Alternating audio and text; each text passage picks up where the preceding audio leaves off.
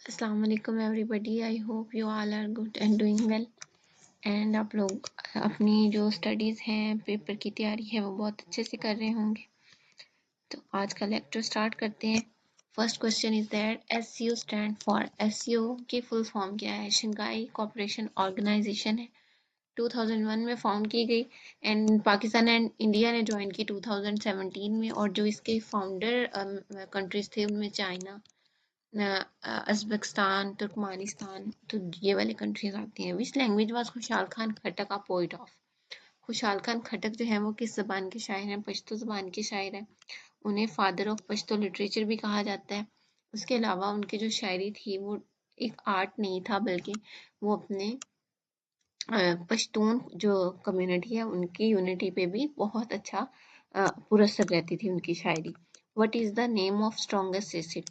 Strongest acid की अगर बात की जाए तो जो टाइटल है स्ट्रॉन्गेस्ट एसिड का वो फ्लोरो एंटीमोनिक एसिड जो है उसको मिला है। लेकिन बाद स्टूडेंट्स जो हैं वो हाइड्रोक्लोरिक एसिड यानी कि HCl को भी में कंफ्यूज हो जाते हैं। तो इसके अलावा सल्फ्यूरिक एसिड भी है, लेकिन उसे किंग ऑफ एसिड्स कहा जाता है। तो hydrochloric acid is definitely strong and dangerous. It doesn't hold the title of the strongest. तो आई होप इस क्वेश्चन की जो कन्फ्यूजन है वो क्लियर होगी। When did fall of Dhaka अकड़?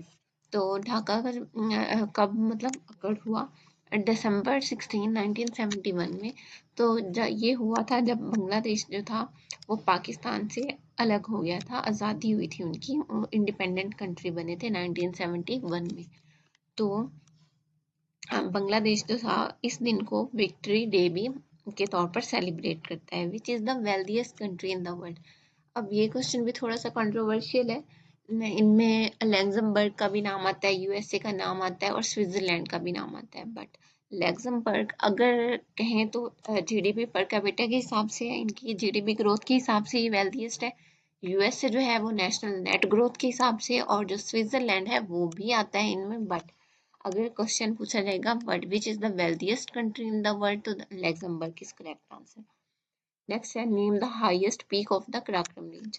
कराक्रम रेंज की जो हाईएस्ट पीक है, बुलंद तरीन चोटी कौन सी है? तो वो K2 है, गॉडविन ऑस्टिन। 8611 मीटर्स उसकी लेंथ है। K2 is the second highest mountain in the world.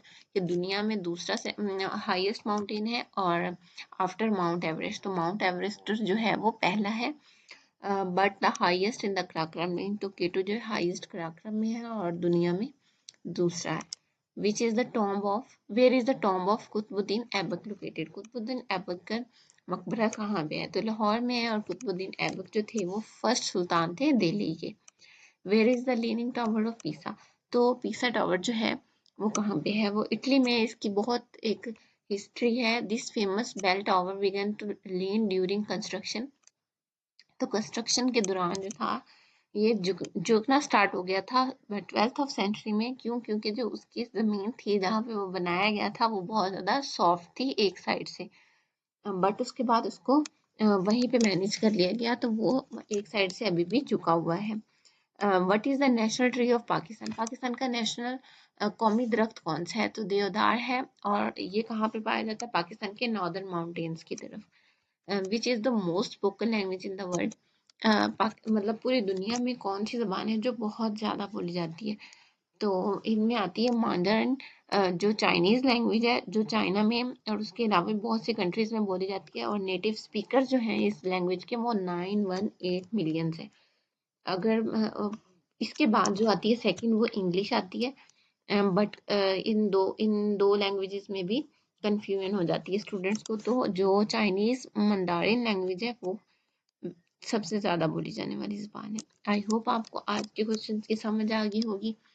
अगर समझ आई है तो चैनल को सब्सक्राइब करें, वीडियो को लाइक एंड शेयर करें। जज़ाकल्लाह।